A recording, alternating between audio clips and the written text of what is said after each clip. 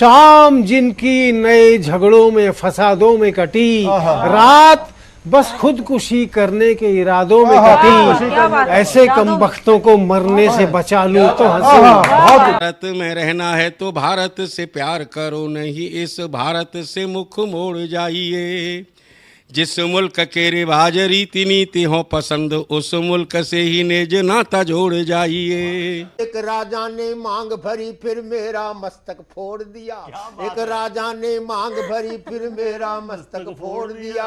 5 साल वाला गठबंधन 10 महीने में तोड़ दिया। सुलझा विवाद श्री राम जन्मभूमि वाला, बन रहा मंदिर है जय सिया राम की। नाच नर नारी झूम धरती को चूम चूम, देवगण बोले जय जय अयोध्या धाम की। तुमने गोकुल की गोपियों से अगर क्या बात है। प्रेम का व्याकरण पढ़ा, फर्क नहीं होता है राजा और भिखारी में, दोनों की सांसें काटी हैं समय की तेज कटारी ने। भारत के नौजवानों भारती पुकारती है, भेदभाव छोड़कर साथ साथ आइए। गाँव पे लगी है फिर भारती की लाज, आज सिंहनाद कर सोए राष्ट्र को जगाइए। दोस्तों नमस्कार, मैं डॉक्टर प्रवीण शुक्ल आपको प्रणाम करता हूं। सतमौला कवियों की चौपाल में आपका हार्दिक स्वागत करता हूं। अभी मैं तेरे बच्चे का बाप बनने वाला हूँ, ये देख। ओ फुद्दू, एक गैस से भरा गुब्बारा अपनी माँ को दिखाइयो। लाइफ में कुछ बातों का बचना बहुत मुश्किल, और जब हो साथ सतमौला और उसका चटपटा टेस्ट, तो हर चीज बचेगी आसानी से। सतमौला celebrates the release of Fukre 3 in theaters near you. जितना जी में आए खाओ, बस खाते ही खाते जाओ। डरने की क्या बात है जब सतमौला साथ है। टेस्ट है इसका सबसे निराला, हर दिल पर जादू कर डाला। स्वाद स्वाद में जमकर खाया, सतमौला ने खूब बचाया। खाने से डरता है क्या? सतमौला।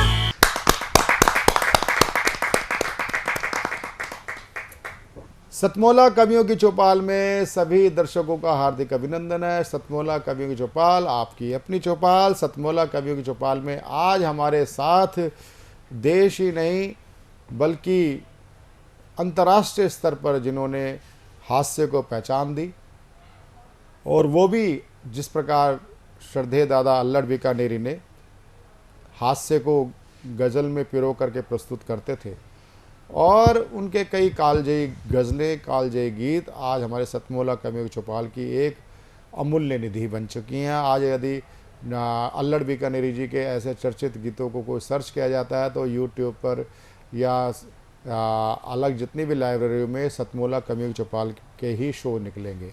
ये हमारी एक बहुत बड़ी सफलता है, और ये सामूहिक सफलता है। और उसी सफलता को आगे बढ़ाने के लिए, इस मिशन को आगे बढ़ाने के लिए मेरे पुराने साथी दीपक गुप्ता, जो अंतर्राष्ट्रीय स्तर पर हास्य कवि स्थापित हैं, जहाँ जोरदार तालियों के साथ हम उनका स्वागत करते हैं।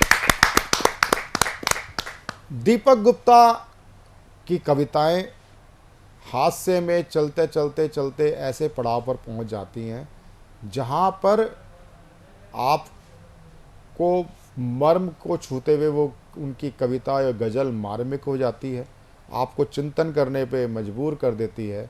तो मैं ऐसे कवि के लिए एक बहुत ही अगर मैं दीपक कहूँ कि अगर आज आप अगर गीत सुनाते हो तो फिर मैं गीत की आपको भूमि दूँ।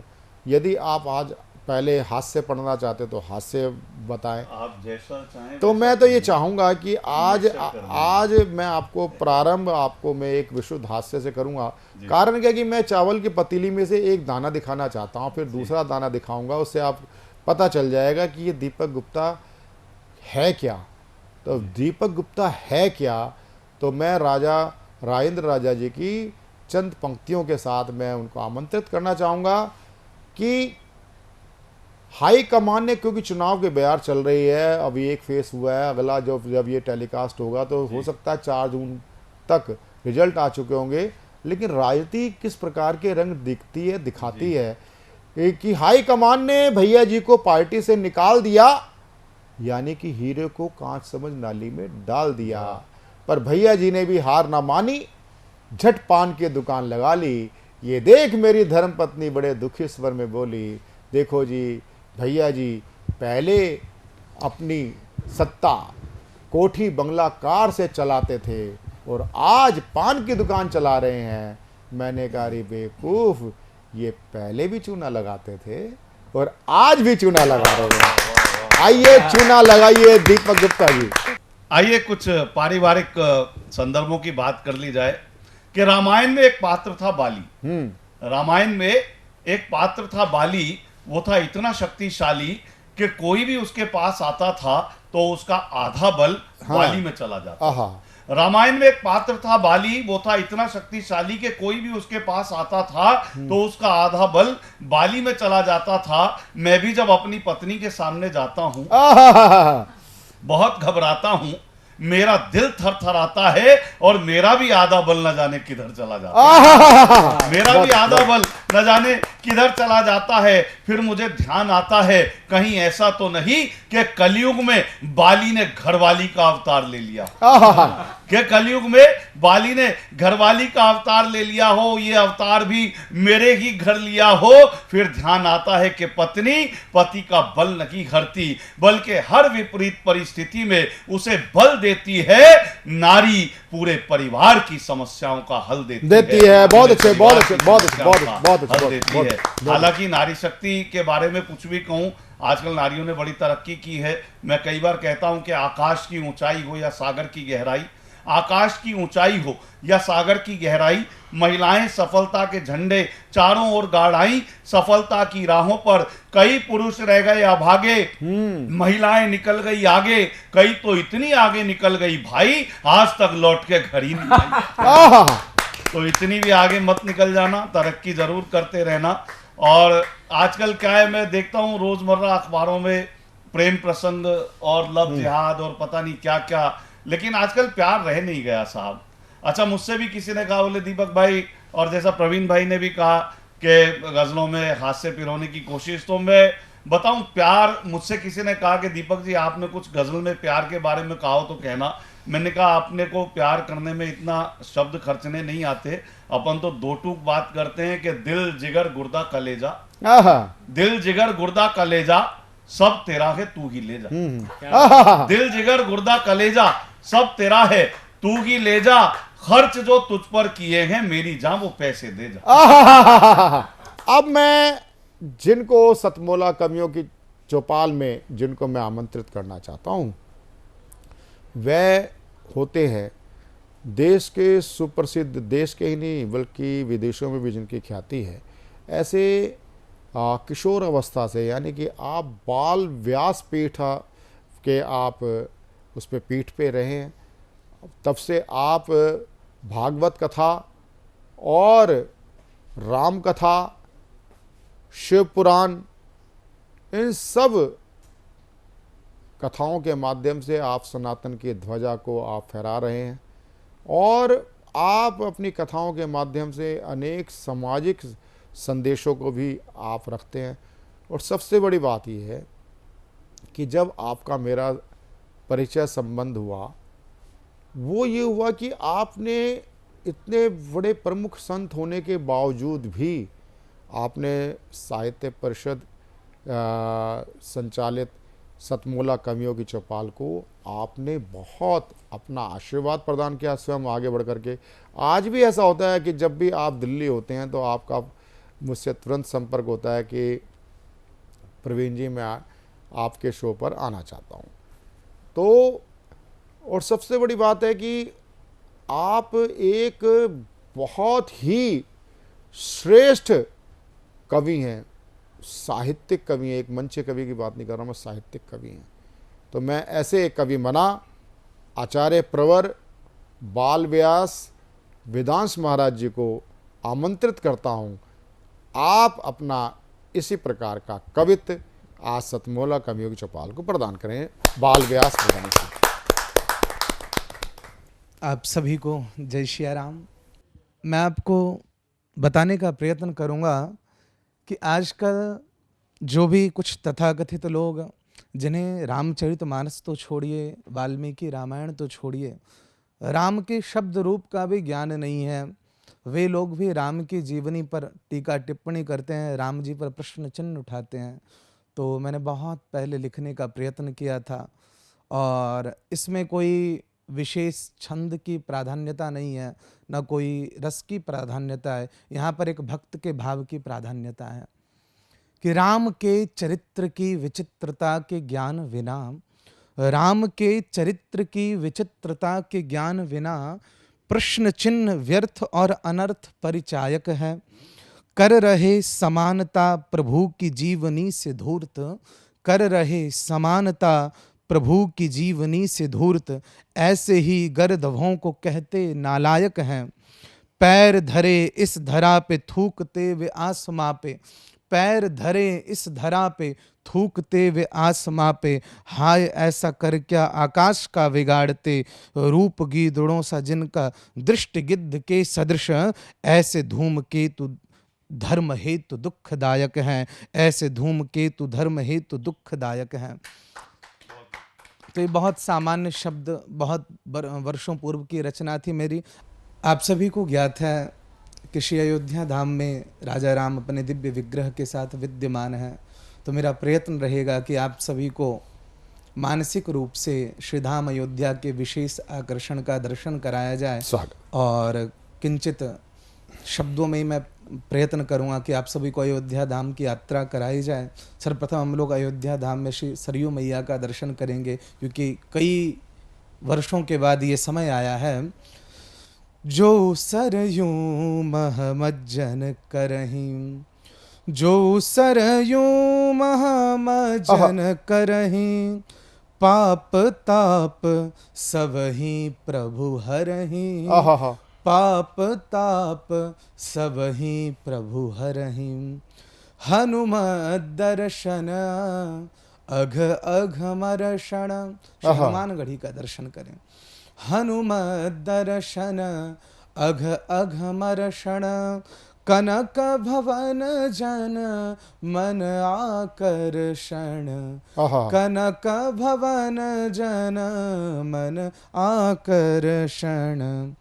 राम कृपा नभ सदृश दास पर, राम कृपा नभ सदृश दास पर, पकड़ उंगली सिय चलत धरा पर, पकड़ उंगली सिय चलत धरा पर। बहुत अच्छे, बहुत अच्छे। मात पिता गुरु बंधु जगत के, नहीं आपन बस राम भगत के, नहीं आपन बस राम भगत के।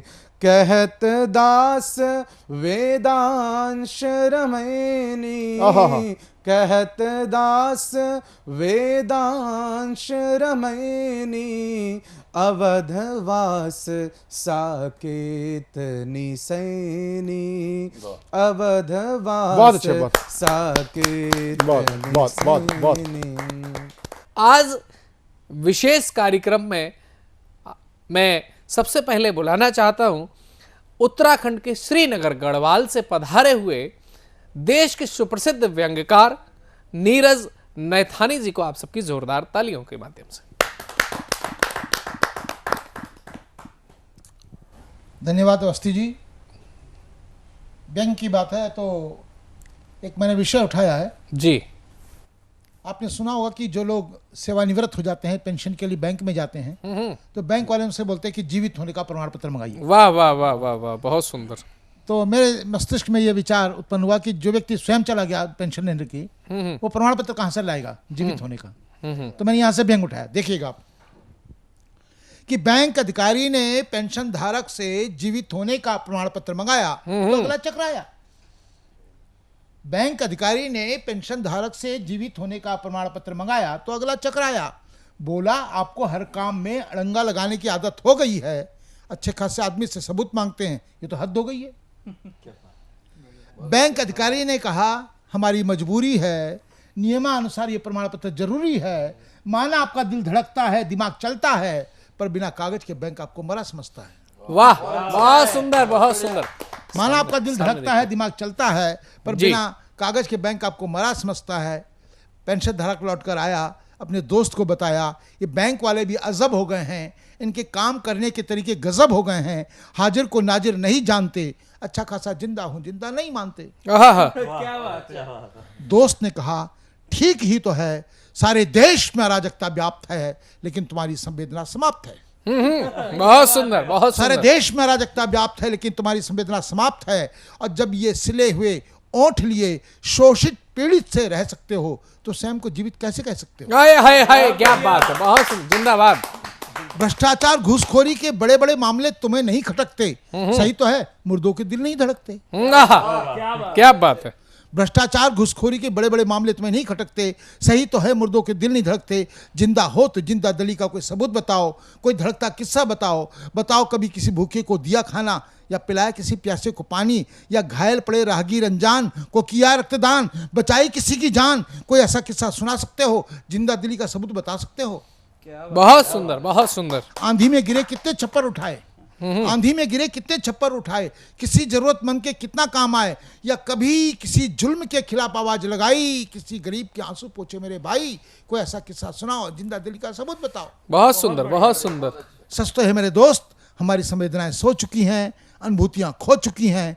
बेशक खुदा ने बख्शी हमको जिंदगी, पर आज तक हमने लाश का किरदार जिया है। किसी को क्या इल्जाम दे, हमने खुद को मार दिया है। वाह वाह वाह, बहुत सुंदर, बहुत सुंदर। अगर हम जिंदा हैं, अगर हम जिंदा हैं, तो देश के तमाम सुलगते सवाल हमें परेशान क्यों नहीं करते? हदें पार हो चुकी हैं हर तरफ, फिर भी हम इंकलाब क्यों नहीं करते? हालात मुल्क बेहद खराब है मेरे दोस्त, हम सब बेहद डरे हैं। अफसोस न करें, पेंशन धारकों के साथ हम भी मरे हैं, पर कोई तो सूरत निकालनी होगी, डर दूर भगाना होगा। जिंदा हैं तो जिंदा दिली का सबूत बताना होगा, जिंदा दिली का सबूत बताना होगा। बहुत शानदार। आज हमारे साथ सतमोला कवियों की चौपाल में हमारा बहुत ही आनंद बढ़ाने के लिए, हर्ष व्याप्त करने के लिए आज हमारे बीच में बहुत ही देश के लब्ध प्रतिष्ठित फिल्मकार, फिल्म निर्माता, वृत्तचित्र निर्माता, मेरे बहुत ही अभिन्न साथी सतीश पांडे जी। सतीश पांडे जी बहुत ही एक श्रेष्ठ फिल्मकार हैं। हम दोनों का साथ 2000 साल से भी पुराना, 2016 से भी पुराना हमारा साथ है।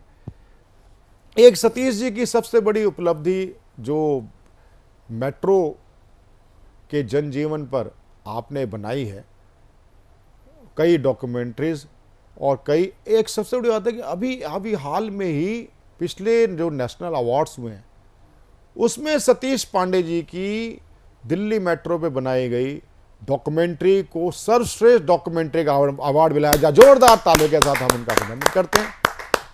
अभी हाल में ही, अभी 29 मार्च को आपकी एक बहुत चर्चित फिल्म रिलीज हुई है। फिल्म का नाम है बंगाल 1947।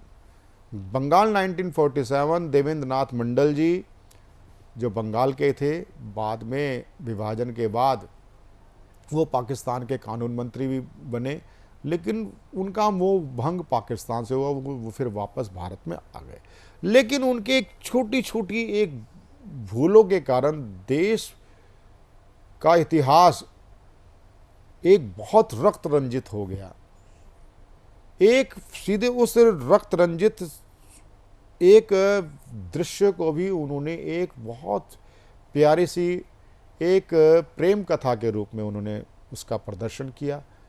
उसमें मोहन नाम का कैरेक्टर है, किस प्रकार से वो गांव में छोटे छोटे, चाहे वो जाति भेद हो, चाहे वो एक जिसको बोलते हैं ना जो ढोक डकौत जिसको बोलते हैं ना, जो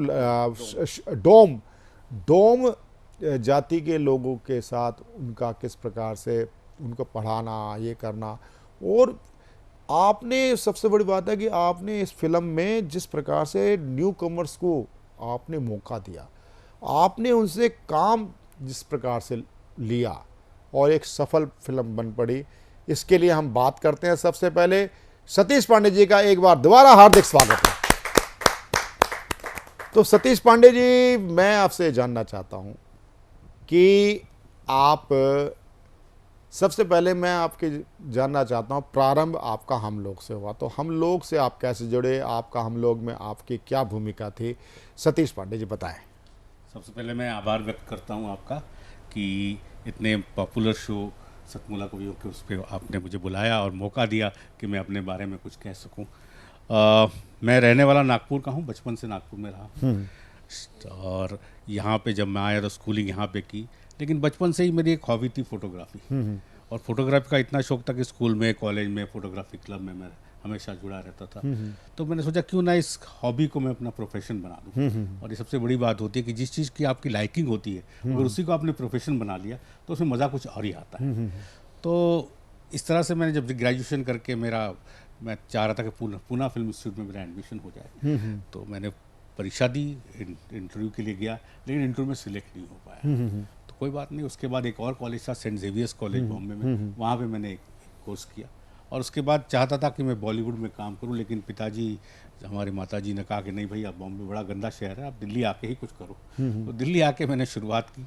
उतने में आए ही कि दूरदर्शन पे एक, हम लोग नहीं, दूरदर्शन पे एज ए कैमरामैन की नौकरी मैंने ली और 3 साल नौकरी करने के बाद उसको टेक्नोलॉजी काफ़ी चेंज हो रही थी, एशिया का वक्त था, तो मुझे फिर भेजा गया पूना फिल्म इंस्टीट्यूट में ट्रेनिंग के लिए। तो वो वीडियो की ट्रेनिंग थी। वो करने के बाद जब वापस आया तो मुझे एक दिन मंडी हाउस में ही किसी ने कहा कि आपको पी कुमार वासुदेव जी बुला रहे, जो हम लोग के डायरेक्टर थे। तो मैं उनके पास गया, उन्होंने कहा कि भाई ऐसा है कि उस वक्त दिल्ली में बहुत ज़्यादा टेक्निकल एक्टर नहीं थे, बिल्कुल नहीं थे। तो वो एक ऐसे उसकी खोज थी कि कोई मिले। उनका कैमरामैन या डीओपी जो होता था वो बॉम्बे से आता था, तो उसके लिए उनको कभी फ्लाइट लेट होगी और यहाँ पे तो शिली शोज़ होने हैं, तो उन्होंने कहा कि आप आएंगे, एक बार ट्राई कीजिए।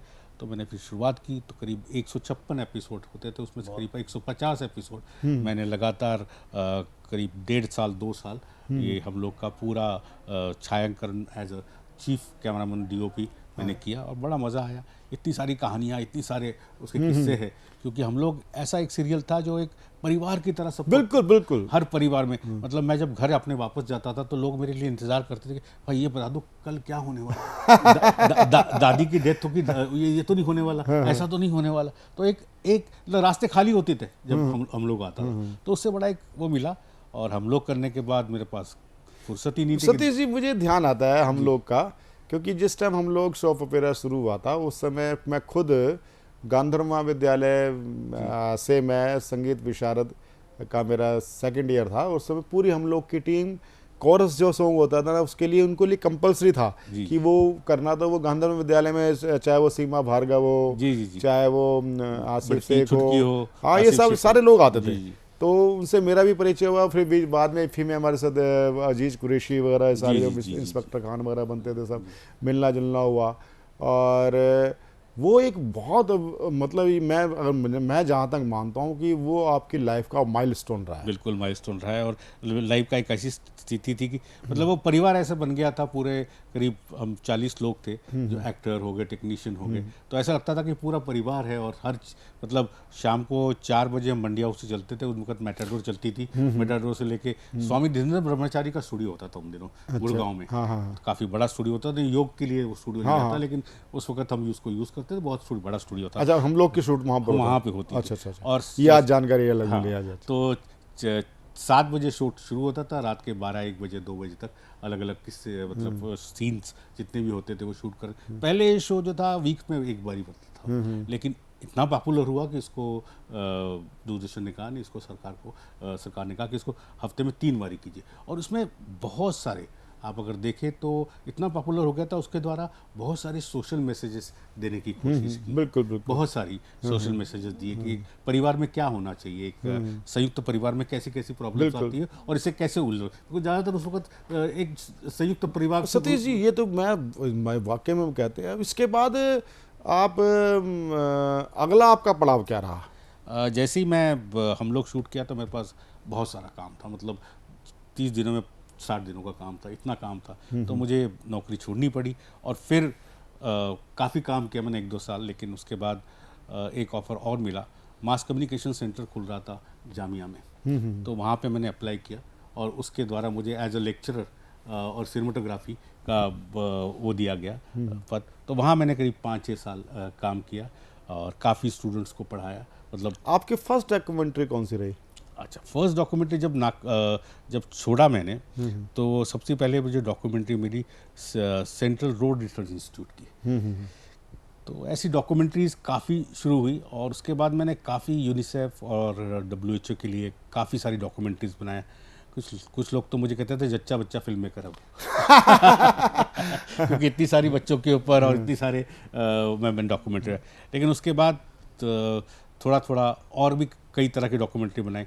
तो फिर एक डॉक्यूमेंट्री मैंने बनाई थी यूनिसेफ के लिए अर्बन पावर्टी के ऊपर, तो वो जिनेवा में दिखाई गई उस डॉक्यूमेंट्री को। तो यहाँ के जो सेक्रेटरी थे अर्बन डेवलपमेंट, उन्होंने वो डॉक्यूमेंट्री देखी और उन्होंने आके मुझे यूनिसेफ के थ्रू बुलाया कि भाई ये डॉक्यूमेंट्री देखिए, आपने अर्बनाइजेशन पे बहुत काम किया हुआ और बहुत डिटेल में काम किया हुआ है आपने, तो क्यों ना आपको मैं एक मौका देता हूँ कि हमारी दिल्ली को एक मेट्रो की ज़रूरत है, तो आप एक ऐसी फिल्म बनाइए जिससे पता चले कि दिल्ली को मेट्रो की ज़रूरत क्यों है और उसका क्या लाभ होंगे, और इससे हम फंड रेजिंग भी कर पाएंगे क्योंकि इतनी सारी पैसे कहाँ से आएगा। बिल्कुल। तो वर्ल्ड बैंक से या किसी और जायका से हम पैसा लेना। इसका मतलब ये कि जो मोदी जी का जो एक तरह से स्टार्टअप है ना, वो आपसे शुरुआत है माना जा सकता है, क्योंकि आज मेट्रो एक दिल्ली की नहीं पूरा इंडिया की लाइफ लाइन बन चुकी है। जी। तो उसके बाद जब फिल्म बनाई तो काफ़ी 1 साल लग गया फिल्म बनाने के बाद। तो जब ये फिल्म को दिखाया गया, सब काफ़ी लोगों ने सराहा इसको। तो एक दिन जब फिल्म ख़त्म होने के बाद सेक्रेटरी थे वो, उन्होंने मुझे बुलाया कि सर आए आप, मैंने कहा सर डॉक्यूमेंट्री ख़त्म हो गई, अब क्या करें, आप आइए तो सही। तो फिर मुझे बुलाया गया, तो मुझे उन्होंने मेट्रो मैन श्रीधरन से मुलाकात करवाई। उन्होंने कहा कि उन्होंने सिर्फ इतना ही अंग्रेज़ी में कहा उस वक्त कि this boy has work very hard, please take care of him.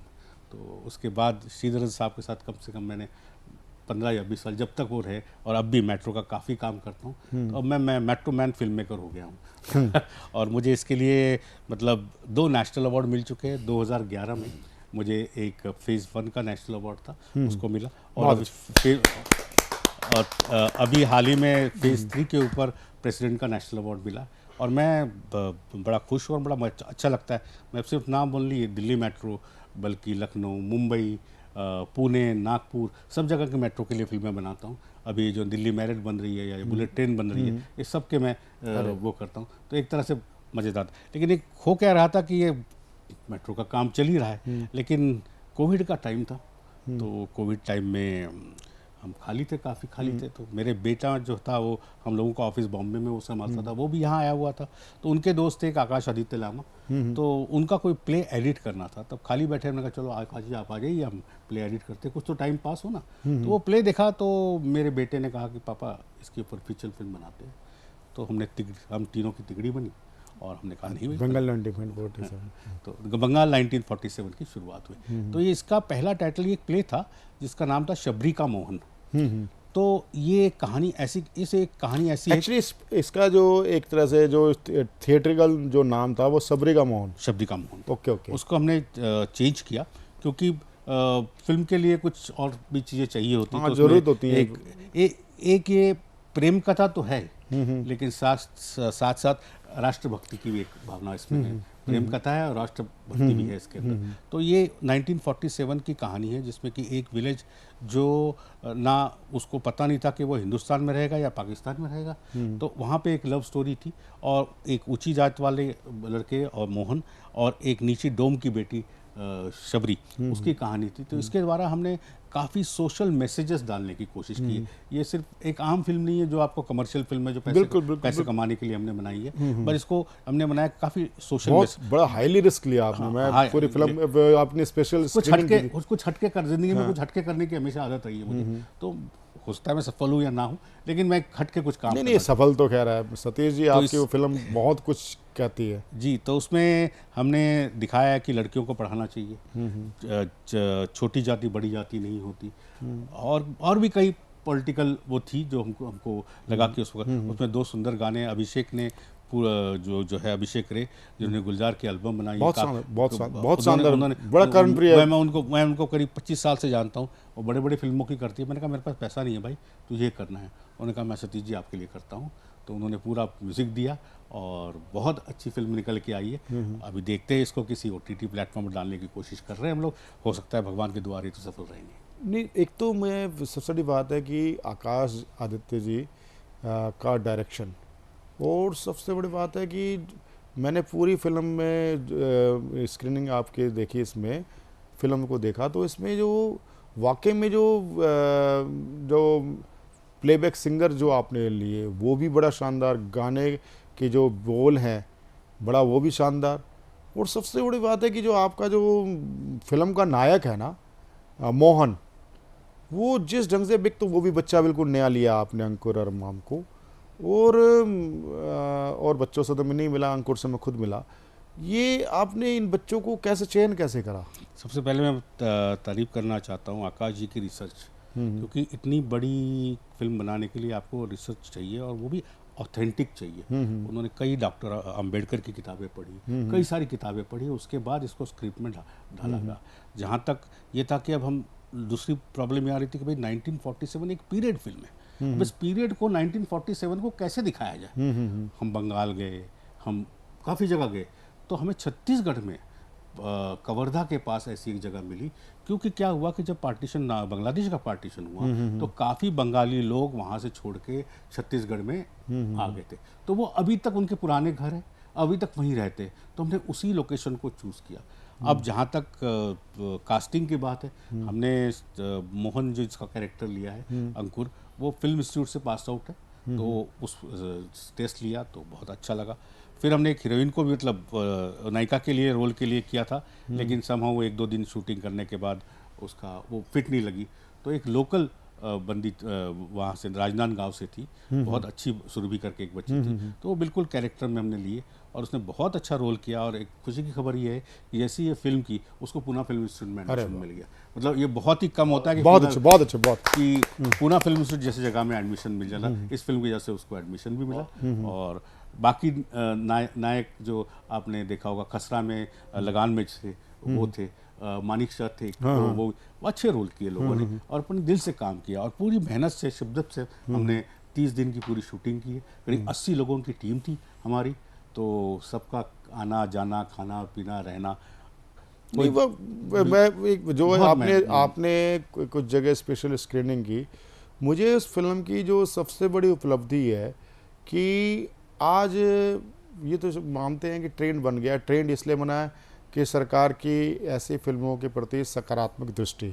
पहले क्या होता था, सरकारी पक्ष ऐसी फिल्मों को बैन करने के लिए ज़्यादा करता था, और ये आज हमारे लिए बड़ा ही बहुत अच्छा एक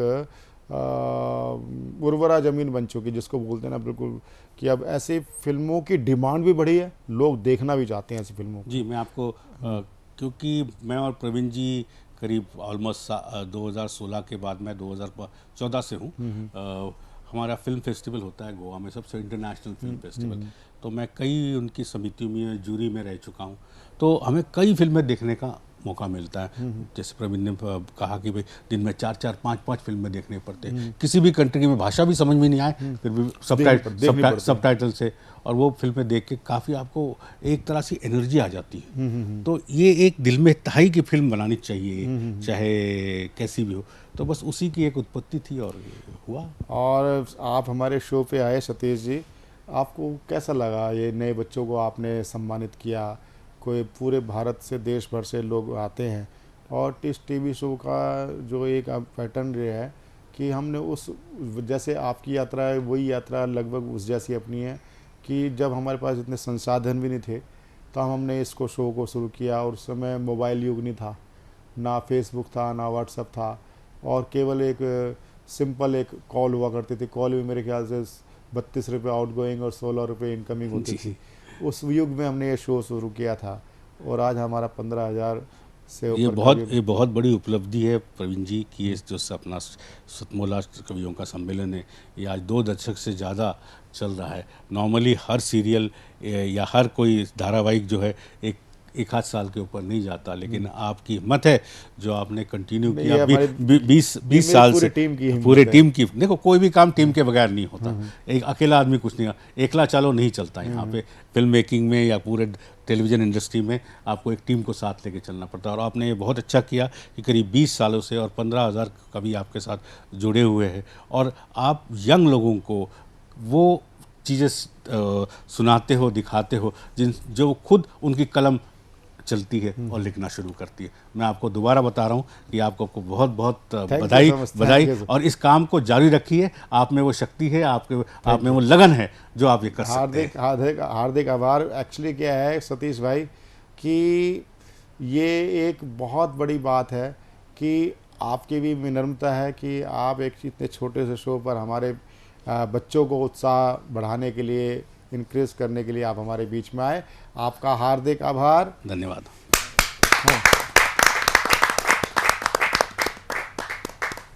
सतमोला कवियों की चौपाल में आज हमने जिन लोगों को सुना, आपने आज सतमोला कवियों की चौपाल का जब ये प्रसारण हो रहा होगा उस समय लगभग जून की, जिसको बोलते हैं जेठ की गर्मी शिखर पर होगी। ये जो कविताएं आपको बहुत शीतलता प्रदान करेंगी, चाहे वो आचार्य जी की कविता हो, चाहे वो दीपक गुप्ता जी की कविता हो, चाहे हमारे युवा साथी प्रशांत अवस्थी प्रखर की कविता हो। तो मिलते रहिए, देखते रहिए सतमोला कवियों की चौपाल। अभी लेते हैं एक अंतराल, व्यावसायिक अंतराल। व्यावसायिक अंतराल के साथ मेरे साथी प्रबल प्रताप सिंह राणा, प्रशांत अवस्थी के साथ आप जुड़े रहें सतमोला कवियों की चौपाल में। मिलते हैं एक छोटे से कमर्शियल ब्रेक के बाद।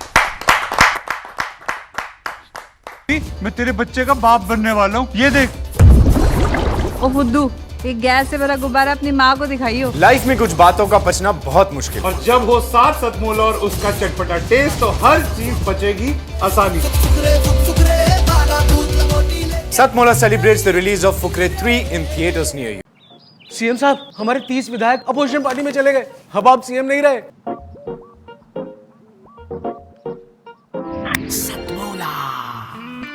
तो अब नया सीएम कौन बन रहा है? Tell me. सतमोला खाओ, कुछ भी बचाओ। अंतराल के बाद में एक बार फिर से स्वागत है आपका अपने मनपसंद प्रोग्राम सतमोला कवियों की चौपाल में। साथियों, दौर ऐसा चल रहा है कि जब गर्मी के समय में हमको पहाड़ों की याद आती है। मैं एक मुक्तक के माध्यम से इस बात में बल देना चाहता हूं कि उठो मुसाफिर आंखें खोलो जागो कब तक सोओगे। उठो मुसाफिर आंखें खोलो जागो कब तक सोओगे, अभी समय है संभल जाओ नहीं तो एक दिन रोओगे। कर्मशील बन साथी जग में, कर्मशील बन साथी जग में, आओ कुछ उत्थान करो, त्यागो कुंभकर्ण सी निद्रा, वरना कब तक सोओगे, वरना सब तुम खोओगे, वरना सब तुम खोओगे। आइए मैं आमंत्रित करता हूं इस मुक्तक के साथ में एक बहुत ही विचारवान अपने बीच में मानस मर्मज्ञ कुमार विवेक मानस जी को आप सबकी जोरदार तालियों से। धन्यवाद प्रशांत जी। जैसा कि हम सभी जानते हैं कि आजकल पूरा देश जो है राममय हुआ पड़ा है जी, हर व्यक्ति के हृदय में राम है। तो मैंने चंद क्षण राम को समर्पित किए हैं जी, आप लोगों के सामने रख रहा हूं। श्री राम जी कल्याण करना आपका ही दास हूँ, माना के मूर्ख हूँ मगर करता यही अरदास हूँ। सांसें चले जब तक जगत में सर तुम्हारा हाथ हो, सांसें चले जब तक जगत में सर तुम्हारा हाथ हो। कोई गलती मुझसे ना हो करता यही अभ्यास हूँ, कोई गलती मुझसे ना हो, करता यही अभ्यास हूँ। एक छंद अगला आप लोगों के सामने रख रहा हूँ कि जी स्वागत। मिला दो राम में मुझको, मुझे भी राम होना है। क्या बात। मिला दो राम में मुझको, मुझे भी राम होना है। अयोध्या की फिजाओं में मुझे गुलफाम होना है। वाह, बहुत सुंदर, बहुत सुंदर। मिला दो राम में मुझको, मुझे भी राम होना है। अयोध्या की फिजाओं में मुझे गुलफाम होना है। यही चाहत करूं सेवा, बनूं हर राह का दीपक। यही चाहत करूं सेवा, बनूं हर राह का दीपक। नहीं लालच मिले वैभव, मुझे हनुमान होना है। नहीं लालच मुझे वैभव, मिले हनुमान होना है। अगला छंद देखिएगा, आप लोगों के सामने रख रहा हूं कि स्वागत है। जहां रघुवर वहां ही मैं, जहां रघुवर वहां ही मैं, यही हो बंदगी मेरी। जहां रघुवर वहां ही मैं, यही हो बंदगी मेरी। उन्हीं का मैं बनूं चाकर, यही हो जिंदगी मेरी। उन्हीं का मैं बनूं चाकर, यही हो जिंदगी मेरी। नहीं कुछ और मुझको चाहिए श्री राम से अब तो। नहीं कुछ और मुझको चाहिए श्री राम से अब तो। मिलाऊं जब नजर उनसे, मिलाऊं जब नजर उनसे, न हो शर्मिंदगी मेरी, न हो शर्मिंदगी मेरी। बहुत सुंदर, बहुत सुंदर, बहुत सुंदर। एक दोहा आजकल के जो हम अपने चारों तरफ देख रहे हैं, सामी की जो हमारे सामने हो रही है, उसको देखते हुए मैंने एक दोहा लिखा है कि कलयुग के इस दौर में मानवता की आस। कलयुग के इस दौर में मानवता की आस, मरीचिका में कब बुझे बंधु रेत से प्यास। मरीचिका में कब बुझे बंधु रेत से प्यास। धन्यवाद प्रखर भाई। बहुत ही शानदार कविता रही आपकी। आपने राम की भक्ति पर और राम की शक्ति पर जोर दिया, तो वहीं आपने राम के लिए यह भी कहा कि हमको राम से जुड़ना है, ना कि केवल नाम के लिए जुड़ना है।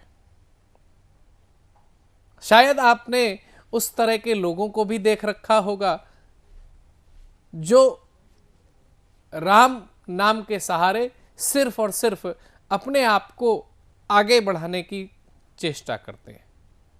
आज जब देश राममय हुआ तो लोगों ने अगर प्रेम से अश्रु छलकाए तो यदा कदा बीच में कुछ बनावटी लोग भी देखने में आए। तो ये बनावटीपन आज से ही नहीं, राम जी के जमाने से चल रहा है और ऐसे कालनेमी मिलते रहे हैं, मिलते रहेंगे। तो इन्हीं कालनेमियों के लिए काल नेमी बन मानव घूमे, काल नेमी बन मानव घूमे, बस राम नाम है मुख में। और आदर्श राम के छोड़ सब लगे हैं अपने सुख में। आदर्श राम के छोड़ सब लगे हैं अपने सुख में। तो आइए मैं ऐसे ही कालनेमियों को उजागर करने के लिए अपने बड़े भाई शिक्षक जो हल्द्वानी से हमारे बीच में पधारे हुए हैं, मैं आमंत्रित करता हूं हिमांशु पाठक जी को, आप सबकी जोरदार तालियों के माध्यम से। बहुत बहुत धन्यवाद अवस्थी जी। चुनाव का समय है, तरह तरह के कालनेमी आप लोगों को मिल जाएंगे, आप लोगों के घर में आएंगे, जी जी, छद्म रूप धराएंगे, आपको छलेंगे। तो इसी पर आधारित है मेरा इशारा है, बिना किसी का नाम लिए हुए मैं अपनी बात यहाँ पे रखूँगा, और यदि आप मेरे इशारे को समझ जाएं तो सदन का आशीर्वाद चाहूँगा। स्वागत है। काल नैमी कुछ छद्म रूप धर, काल नैमी कुछ छद्म रूप धर, पथ पे तुम्हारे खड़े हुए, भ्रम का माया जाल फैलाए, भ्रम का माया जाल फैलाए, छलने पर हैं अड़े हुए, छलने पर हैं अड़े हुए, राम नाम का ओढ़ दुसाला, राम नाम अब जपते हैं, राम के द्रोही जो थे कल तक, राम के सेवक कहते हैं, राम के सेवक कहते हैं। साधक कुछ बाधक बन कर के, कंटक बन कर पड़े हुए, काल नैमी कुछ छद्म रूप धर, काल नैमी कुछ छद्म रूप धर, पथ पे तुम्हारे पड़े हुए। अच्छा, ये कालनेमी कौन थे? ये वो कालनेमी हैं जो कभी कहते थे कि राम तो कुछ है ही नहीं, ये मात्र कल्पना मात्र है। तो अगली पंक्ति कुछ इसी पर ही आधारित है। राम कहाँ इतिहास पुरुष हैं, है प्रमाण तो दीजिए। राम कहाँ इतिहास पुरुष हैं, है प्रमाण तो दीजिए। राम का है अस्तित्व कहाँ, यदि है प्रमाण तो दीजिए। अवध में राम लौट कर आने न पाए, अड़ंगा लगाते थे। अवध में राम लौट न आए, सोच अड़ंगा लगाते थे।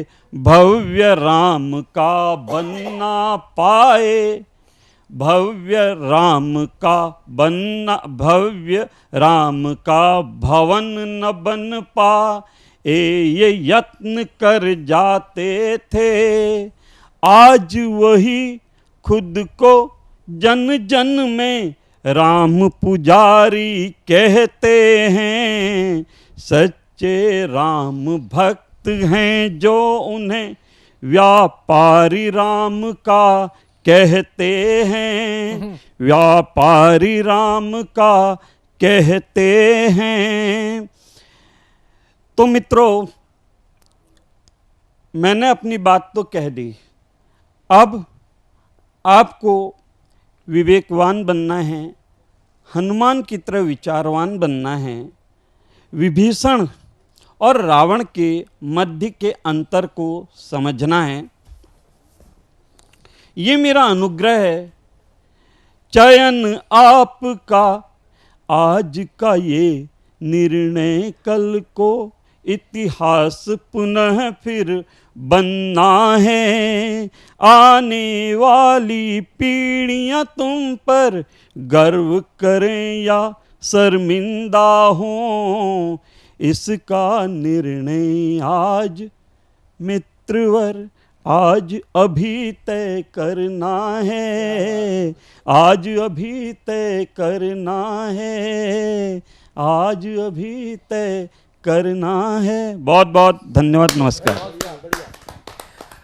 बहुत ही शानदार हिमांशु जी, और आपने एक शिक्षक के पद पर होने के नाते जब अपेक्षाएं की ध्वजवाहक के रूप में उन छंदों को आगे बढ़ाने के लिए हमारे बीच में हरदोई से आज पधार चुके हैं देवेंद्र सिंह चौहान सुरेश जी, मैं आमंत्रित करता हूं उनको आप सबकी जोरदार तालियों के माध्यम से। नमस्कार, सभी का अभिनंदन। माँ वाणी के पावन चरणों में एक छंद निवेदित है कि सरस सुबोध सुर सौम्यता सुहानी सुचि, मन में मसालो मंजू ममता जगाए माँ। कमल निकुंज कल कविता कलित काव्य, मधुप मधुर मनु महिमा सुहाए माँ। मेरे मनु मंदिर में ममता मई है माँ, तो कर उजियार निस मोह की मिटाए। बहुत सुंदर, बहुत सुंदर। ज्योत्सना जगाए विधु फूले फले प्रेम जग, कविता में कंचन की चमक दिखाए माँ। कविता में कंचन की चमक दिखाए माँ।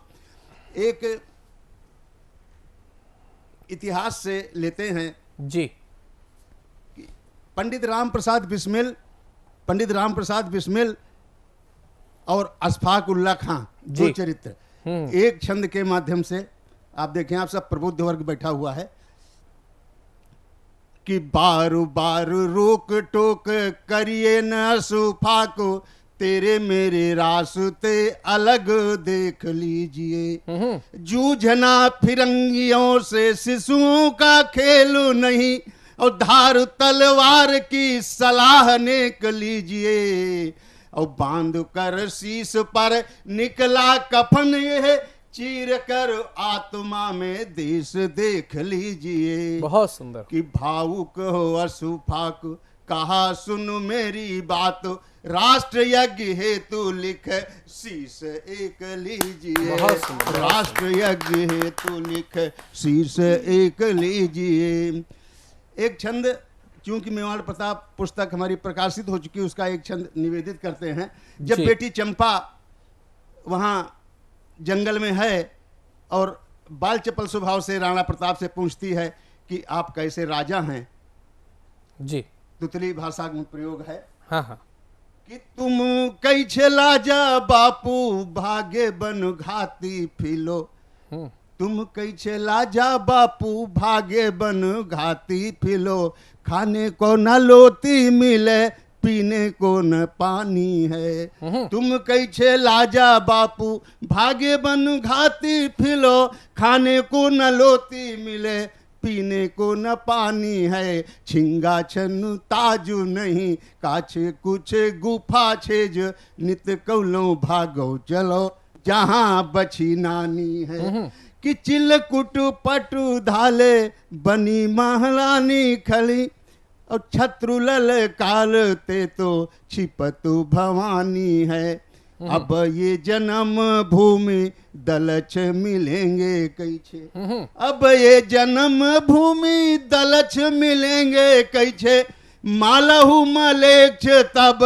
छफल जवानी है, मालहू मलेक्ष तब छफल जवानी है। एक चरित्र और प्रयास करेंगे, 2-3 छंद देंगे जी। एक रूपवती कन्या है विक्रम सिंह सोलंकी की, जो गुजरात में एक कोई राज्य हुआ करता था, और उससे औरंगजेब का चित्र टूट गया था, उस पर उसने शिकायत की बिसातिन ने, तो उसने आक्रमण किया और कहा कि इस लड़की का डोला दीजिए और इसको मैं अपने हरम में रखूंगा। तो उस पर इन्होंने राज सिंह को, मेवाड़ के जो उस समय राजा होते थे, मेवाड़ प्रताप जो छंद है हमारा, पुस्तक लिखी गई है जी। तो उनको राज सिंह को ये सुता पत्र लिखती है, और उसका पिता कहता कि अरे चली जाओ, न मालूम कितने राजपूतों ने कन्याएं दे दी हैं, तुम भी चली जाओ, तुम्हारा बढ़ जाएगा। तो उसके कुछ छंद जो हैं निवेदित करते हैं जहां तक चल पाएंगे। जी जी, स्वागत। कि राजपूत कुल में है मैंने तातो जन्म लिया, बन मुगलानी निज जाति क्या ल जाऊंगी, यवन को सौंप देन आई तुम्हें लाज तात, उधर कटारो मारो प्राण लुटाऊंगी, राजहंसिनी ये कैसे गिद्ध पटरानी बने, जौहर की ज्वाल बीच तन ये जलाऊंगी, पुष्प देव पूजा योगी रौंदेगा पिशाच, जब कर करवाल लेके चंडी बन जाऊंगी। एक गंगोतक छंद का प्रयोग है जी। कि लूट ले लाज ऐसा न होगा कभी, जान लो मैं पिताजी मरूंगी अभी, आन पे देश की मैं लुटा जान दूं, शान क्षण में मिटा तुर्क की दूं सभी, कामना जो बसाए फिरे मोद में, काट ग्रीवा गिरा दूं धरा पर अभी, मार लूंगी कटारी अभी पेट में, चाट लूंगी कनी आज हीरा अभी, चाट लूंगी कनी आज हीरा अभी। तो ये सुन के राज सिंह को पत्र लिखा है कि सुता ने विचार पत्र लिखा राज सिंह को यूं, जिसे निज दूत से मेवाड़ को पठाया है, कि आपका महान बंसु रावल का रक्त भरा बनू मुगलानी शाह फरमान आया है। असहाय अबला की आप ही बचाएं लाज, सांगा बलिदान ना प्रताप को भुलाया है। और पालकी पे बैठे वीर जा रही हूँ दिल्ली ओर, प्यारे मनु मंदिरों में तेरा यश छाया है। प्यारे मनु मंदिर में तेरा यश छाया है। वीर तुम मेरी यदि मदद करोगे नहीं, करूं विषपान रवि ज्योति में समाऊंगी। कुंठा भरे मन से मैं चली जाऊं स्वर्ग भले, निज मातु कोख को न कभी भी ल जाऊंगी। काली बन काटूंगी मैं रण में पिशाच मुंड, शत्रु बोटी काट काट गिद्धों को खिलाऊंगी। और ममता मनोहर ले मन में तुम्हारा प्रेम, और करके सुरेश तेरी याद मर जाऊंगी। करके सुरेश तेरी याद मर जाऊंगी। बहुत ही शानदार आपने छंद और कविता, जो कविता के विषय आपने लिए वो अपने आप में वह विषय रहे जिन विषयों को उठाना आज के समय में बहुत जरूरी है। देवांश सचदेवा को मैं आमंत्रित करता हूं, वह भी आपकी तरह से मानवीय संवेदनाओं से भरी हुई रचना को लेकर के आ रहा है। आइए कोट द्वार के देवांश सचदेवा का स्वागत करते हैं आप सबकी जोरदार तालियों के माध्यम से। सर्वप्रथम सभी कविजनों को मेरा नमन। जी। कवि तो नहीं मैं, बस तुकबंदी कर लेता हूँ। कवि तो नहीं मैं, बस तुकबंदी कर लेता हूँ, और कुछ शब्दों में अपना मत तुमसे कह लेता हूँ। आज का जो हाल चल रहा है हमारे देश में और विश्व में, उस पर कुछ पंक्तियाँ लिखकर लाया हूँ। यदि आप तक पहुँचे तो अपना आशीर्वाद दीजिएगा कि शुरू करूँगा। अब क्यों मानवता हारी है। ये तो मैंने सुना था ये दर्दों का संसार है। ये तो मैंने सुना था ये दर्दों का संसार है, पर आज इस जगत में मच रही हाहाकार है। कहीं भ्रष्टाचार कहीं दुराचार, कहीं भ्रष्टाचार कहीं दुराचार, तो कहीं दिख रहा व्यभिचार है। आज एक मानव का क्यों दूजा मानव बना शिकारी है। अब क्यों मानवता हारी है। बहुत आज विश्व में जंग छिड़ी है।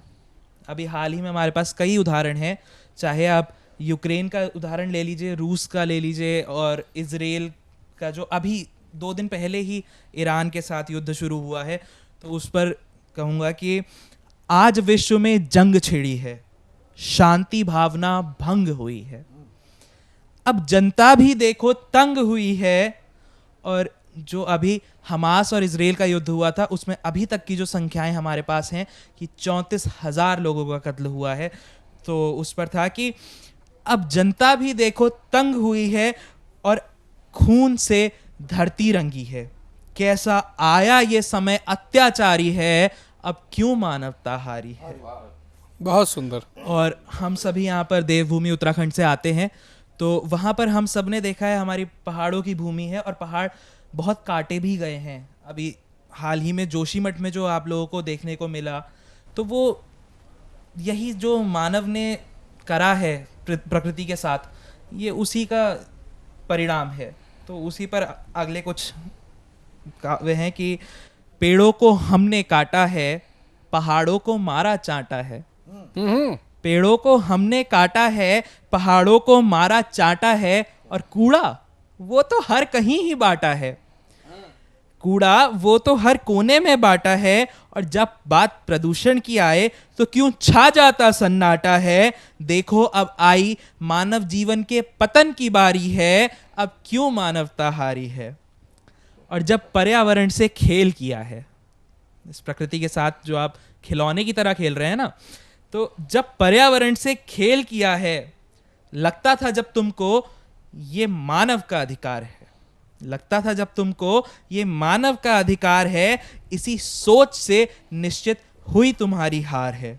भूल गए क्या तुम ये सब जीवों का संसार है, अब कहीं पड़ चुका सूखा। बेंगलोर हमारे पास हाल ही का उदाहरण है, अगर अपने ही देश में देखें तो अब कहीं पड़ चुका है सूखा, कहीं भोजन की लाचारी है, अब करो फिर स्वीकार इसे, आई मानव जीवन पे पीड़ा और आपदाएं जो भारी हैं, अब क्यों मानवता हारी है। और अब प्रकृति से हटकर थोड़ा मनुष्य जो आजकल नशे के दौर में घुसा है उसकी बात करी जाए कि नया दौर जो आया है नशे की पद्धति लाया है। ये नया दौर जो आया है नशे की पद्धति लाया है, और आजकल के फैशन में हर बच्चे ने धुएं का छल्ला उड़ाया है। और शराब का अब चलन चला है, शराब का अब चलन चला है, और ड्रग्स को तो जैसे सबने ही अपनाया है। नशा मुक्त दुनिया करने की अब हम सब की बारी है, अब क्यों मानवता हारी है। और सिर्फ पदार्थों का ये नशा नहीं, ये नशा जो है ये यहां तक सीमित नहीं रहा है कि सिर्फ पदार्थों का ये नशा नहीं, नशा हैवान सा आया है। इस नशे ने ना जाने कितनी मासूम जानों को खाया है। कहीं लड़की पर एसिड फेंके तो कहीं शरीर कुत्तों को खिलाया है। और अगली लाइन जो बोलूंगा अगर आप तक पहुंचे तो तालियों के माध्यम से बताइएगा कि कहीं लड़की पर एसिड फेंके कहीं शरीर कुत्तों को खिलाया है। और इस सब को होता देख, इस सब को होता देख जनता मौन खड़ी रील बना रही है। अब क्यों मानवता हारी है, अब क्यों मानवता हारी है। कहीं तो, धन्यवाद, कहीं तो हुई चूक हमसे जो ऐसा पहली बार हुआ है। कहीं तो हुई चूक हमसे जो ऐसा पहली बार हुआ है।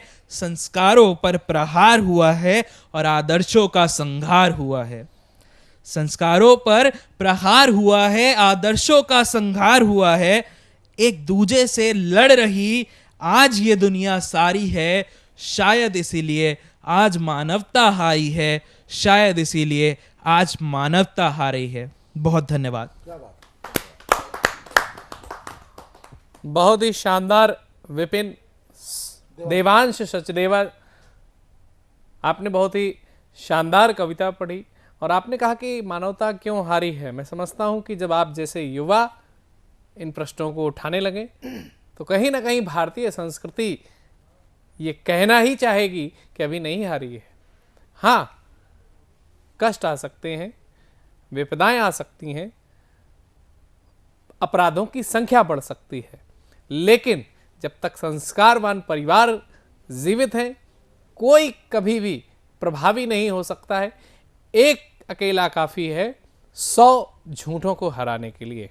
तो आइए इस राजनीति पर कटाक्ष करने के लिए, राजनीति पर अपनी कविता पढ़ने के लिए मैं बुलाना चाहता हूं सुरेश दमोरा जी को, जो पधारे हैं हमारे बीच में जयपुर राजस्थान से। आइए स्वागत करते हैं आप सबकी जोरदार तालियों से। मैं सुरेश दमोरा जयपुर राजस्थान से हूँ जी। आज जो राजनीति का जो दुरुपयोग जो राजनीति में हो रहा है, जो नेता लोग अपने कुछ चंद वोटों की खातिर कई लोगों के साथ में जो गलत होता है, उन पर मैंने आज एक कविता बताने की कोशिश की है। राजनीति भ्रष्टाचार है, भ्रष्टाचार नींबू का आचार है। लोग हैं लाचार, नेता करते हैं दगाचार। नेता नांगला जनता का है खाकला। और नेता नांगला जनता का है खाकला, नेता नांगला जनता को कर रखी है बावला। गांव में लोग समझते नहीं, नेता कुछ समझते नहीं। ना कुछ करते हैं काम, ना कुछ करते हैं काम, जब रिकॉर्ड दिखाकर लेते हैं दाम। जो भी आता है जंगल खाता है। जो सरपंच होते हैं वो बनते हैं, वो जंगलों को खा जाएंगे। इस पर मैंने कुछ कोशिश की लिखने की कि नेता आता है जंगलों को खाता है, पेड़ों को कटवाता है, प्रकृति का विनाश करता है। अब तो केदारनाथ जैसा होने वाला है, अब तो केदारनाथ जैसा होने वाला है। राजनीति का बुरा हाल होने वाला है। झूठ बोल बोल कर जनता की खाल खाते हैं, उनके साथ माल खाते हैं। नेता लोग सुधर जाएं, नेता लोग सुधर जाएं, हाल बुरा होगा। जनता तुम्हें तड़पा तड़पा कर मारेगी, घर में घुसने की जगह नहीं छोड़ेगी। गांव में दहशत फैला रखे हैं, गांव में दहशत फैला रखे हैं। नेताओं के खिलाफ कोई बोलता नहीं है। जो बोलता है उनको चुप कराते हैं। हम किसी से डरने वाले नहीं, हम किसी से डरने वाले नहीं, नेताओं से लड़ने वाले हैं। हम किसी से डरने वाले नहीं, नेताओं से लड़ने वाले हैं। अपने हक की मांग के लिए हम लड़ने वाले हैं। नेताओं से क्या डरना। मैं कुछ इस पंक्ति में बताना चाहता हूँ कि नेताओं से क्या डरना, हमने बनाकर भेजा है। नेताओं बहुत से क्या सुंदर। डरना, हमने बनाकर भेजा है। नेताओं से क्या डरना, हमने बनाकर भेजा है। संसद में भेजा है, अपने काम के लिए भेजा है। संसद में भेजा है, अपने काम के लिए भेजा है। राजनीति में छोटी से लेकर बड़ों तक दादागिरी करते हैं। एक सरपंच से लेकर वार्ड पंच से लेकर प्रधानमंत्री तक जो चीज़ें होती हैं, वो अपने पद की गरिमा को काम न करके अपनी दादागिरी की तरफ जाते हैं। राजनीति में छोटे से लेकर बड़े तक दादागिरी करते हैं। अच्छे लोगों को जीने नहीं देते, बेईमानों को छुड़ा देते हैं। जो भी कोई पुलिस वाला उसको पकड़ेगा तो उसको छुड़ाने की कोशिश करते हैं। पुलिस को एक फ़ोन करके बेईमानों को छुड़ा लेते हैं। अच्छे लोगों को जीने नहीं देते। नेता लोग सुधर जाओ वरना तुम्हारा हाल बुरा होगा। जनता तुम्हें तड़पा तड़पा कर मारेगी, एक दिन तुम्हारा हाल बुरा होगा। तुमको एक मौका और देते हैं, तुमको एक मौका और देते हैं, हाल तुम्हारा बुरा हो जाएगा। सुन लो हमारी बात, सुन लो हमारी बात। अब नेताओं की दादागिरी नहीं चलेगी। अब नेताओं की दादागिरी नहीं चलेगी। गांव में लोग समझने लगे हैं। गांव में भी लोग समझने लगे हैं। हर रोज अखबारों में छपेगी। जो दादागिरी करेगा उसका नाम अखबारों में आएगा। जय हिंद, जय भारत, वंदे मातरम। बहुत ही शानदार कविता पढ़ी आपने। सतमोला कवियों की चौपाल में वीडियो सेगमेंट के क्रम में आज जो हमारे साथ जुड़ रही हैं देश की बहुत ही लाडली कवित्री ऋचा यज्ञेश परोहा। ऋचा यज्ञेश परोहा कटनी से हमारे बीच में बहुत ही आप अच्छी कविताएं आप लेकर आ रही हैं। जहाँ जोरदार तालियों के साथ हम उनका स्वागत करें। नमस्कार दोस्तों, मैं ऋचा यज्ञेश कटनी मध्य प्रदेश से। मंचा सिंह समस्त गुरुजनों को मेरा नमस्कार है। साधना टीवी को बहुत बहुत धन्यवाद कि उन्होंने मुझे ये मंच प्रदान किया। आज मैं आप समस्त गुरुजनों के समक्ष मैं एक पुराना किस्सा लेकर आई हूँ। आप तक पहुंचे तो मुझे अपनी भावनाएं प्रेषित जरूर कीजिएगा इस चैनल के माध्यम से कि गोल सी रोटी कपड़े साफ धूल झाड़ते कपते हाथ, नया नहीं है कोई किस्सा, वही पुरानी है ये बात।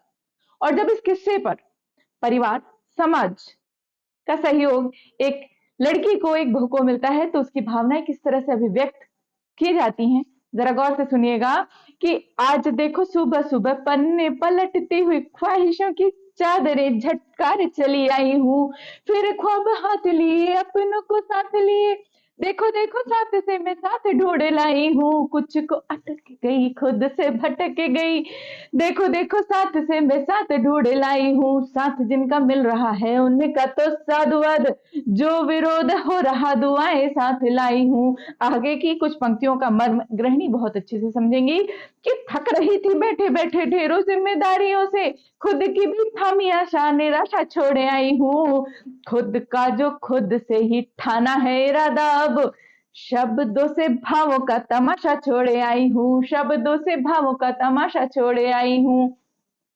उठी फिर किताब सारी खुशबू से पहन की, देखो कैसे मुस्काई कैसे मनोहाई हूँ, अब देखो ख्वाब सारे कर दूं जो वारे न्यारे, अब देखो ख्वाब सारे कर दूं जो वारे न्यारे, देखो आज फिर देखो आज फिर देखो आज फिर निखरे आई हूँ, प्रेम संग प्रियतम जो करते उसार, उसार जो है बुंदेलखंडी शब्द है जो मेरी सासू माँ बड़े प्रेम से इस शब्द का प्रयोग करती हैं और उसका तात्पर्य होता है प्रेम से सहीजना सवारना।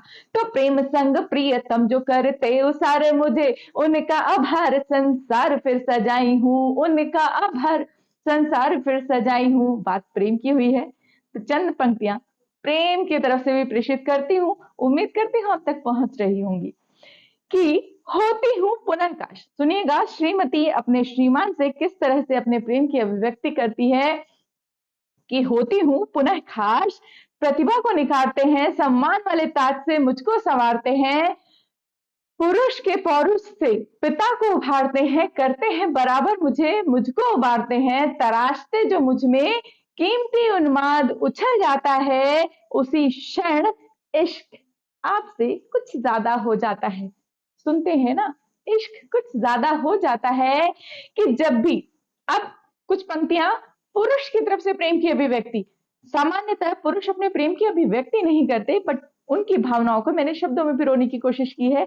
आप सभी पुरुष अगर मेरी भावनाओं तक पहुंच पाते हैं तो मेरी इन पंक्तियों के जरिए अपनी भावनाएं अपनी श्रीमती तक जरूर पहुंचाइएगा कि जब भी मेरी शक्ति को नर्म हाथों से सजाती हो, जब भी मेरी शक्ति को नर्म हाथों से सजाती हो, जितना भी तेज हूं नीर सा मनाती हो, करती हो सजीव सा अरमा भी संवारती हो, दायरे से परे हो साथ तुम निभाती हो, निशब्द होता फिर भी भाव व्यक्त हो जाता है, जताता नहीं हूं, जी हाँ जताता नहीं हूं, फिर भी इश्क कुछ ज्यादा हो जाता है। गिरता जो मनोबल तो सबल बन के आती हो, नम मेरी पलकों में खुशियां यूं सजाती हो, होती जो कमियां तो खामियां बन जाती हो, थाम मेरा हाथ मेरा साथ यूं निभाती हो, धड़कता है दिल मेरा भी, धड़कता है दिल मेरा भी, जब साथ तेरा पाता है, जताता नहीं हूं, फिर भी इश्क कुछ ज्यादा हो जाता है।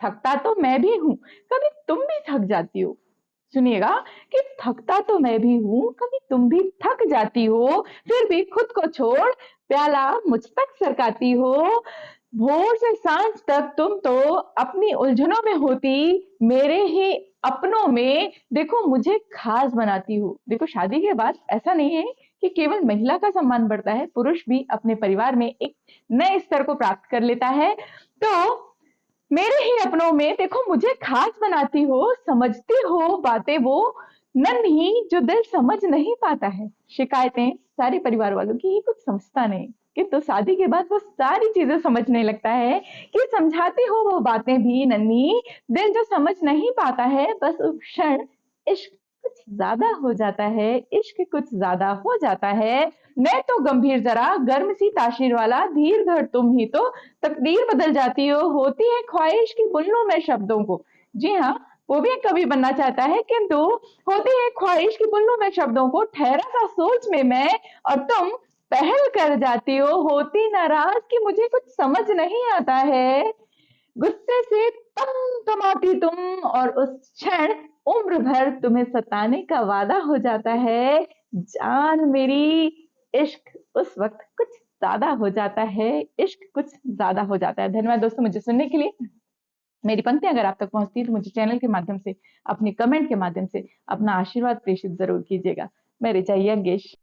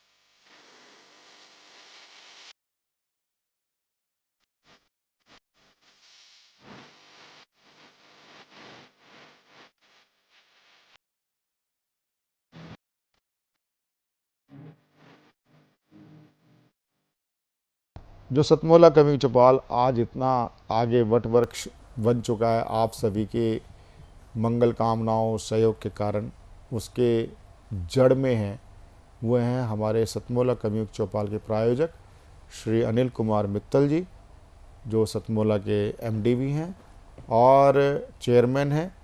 सुनते हैं उनका शुभकामना संदेश। नमस्कार दोस्तों, मैं अनिल मित्तल, चेयरमैन सतमोला ग्रुप। मैं जैसे आप सब लोग जानते हैं कि 2004 के अंदर मैंने सतमोला कवियों की चौपाल आरंभ करा परवीन आर्य के साथ मिलके। तो हमारा उद्देश्य दोस्तों यही था कि जो आज ये काव्य पाठ है, जो ये बुद्धिजीवी वर्ग जो ये सुंदर काव्य पाठ हम लोग करते हैं, तो वो धीरे धीरे आज के ज़माने में लुप्त ना होता जाए। जो आज मॉडर्नाइजेशन चल रहा है, जितना टीवी पे हम और भी चीज़ें बढ़ती जा रही हैं, तो ये ना हो कि हमारी पुरानी जो ये एक संस्कार थे, पुरानी सभ्यता थी, कविता पाठ था, वो धीरे धीरे ये लुप्त होता जा रहा था। तो इसीलिए हम दोनों ने मिलकर 2004 के अंदर सतमोला की कवियों की चौपाल आरंभ करी, जिसके अंदर हम ऐसा प्लेटफॉर्म देते रहे हैं जिसके अंदर नए से नए कवि जो भी कवि काव्य पाठ है उसमें करना चाहे उसका स्वागत करते हैं हम लोग, उन्हें मौका देते हैं नए नए कवियों को। और आप लोगों से यही निवेदन है कि जो भी चाहे आप पहली बार काव्य पाठ करते हैं तो आप सतमोला कवियों की चौपाल के प्लेटफॉर्म पर आएँ, आप लोगों का स्वागत है। उसके अंदर आप अपनी मौलिक कविताओं को सुनाएं, उनके अंदर जो भी कमी होगी तो हमारे पुराने जो एक्सपीरियंस कवि हैं वो उनको सुधारेंगे और आपको और इम्प्रूव करने की कोशिश करेंगे। आपसे निवेदन है कि सतमोला कवियों की चौपाल में आएँ और अपना काव्य पाठ करें। सतमोला कवियों की चौपाल में आप जितना भी आपका हमें सहयोग मिला वह अतुलनीय है। 20 वर्षों की यात्रा करते करते अब हम 21वें वर्ष में प्रवेश करने वाले हैं। सतमोला कवियों की चौपाल में आप दर्शक के रूप में, नवांकुर कवि के रूप में आप हमारे साथ नित्य प्रति जुड़ते रहते हैं और जुड़ने की इच्छा भी रखते हैं। जो अभी तक नहीं जुड़ पाया, आप कार्यक्रम तो देखते हैं लेकिन आपके अंदर संकोच है, उस संकोच को निसंकोच करें। टीवी स्क्रॉल पर चल रहे नंबर 9711182183 पर आप हमसे संपर्क करें। संपर्क करें तो आपको एक सुखद अनुभूति प्राप्त होगी, हमारी टीम आपसे संपर्क करेगी। आपके अंदर कुछ उमड़ रहा है, कुछ घुमड़ रहा है, कुछ आपके मन मस्तिष्क में हलचल हो रही है, तो आप केवल फ़ोन उठाएं, हमसे बात करें। व्हाट्सएप भी कर सकते हैं 9711182183 पर। आप हमसे संपर्क करें। जिन कवि जो हमारे पुराने सदस्यों को जो 6 महीने हो चुके हैं पूरे, उनको स्वयं हमें फ़ोन करना चाहिए ताकि उनको अगला क्रम हम दे सकें। सतमोला कवियों की चौपाल इसी प्रकार अनवरत चलती रहेगी। देखते रहिए, दिखाते रहिए। सतमोला कवियों की चौपाल, आपकी अपनी चौपाल। नमस्कार।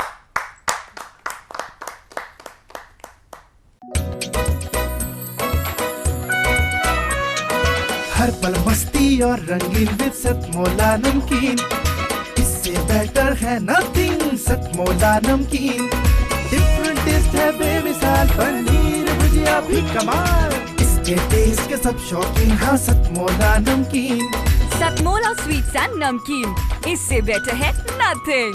हाँ सतमोला नमकीन।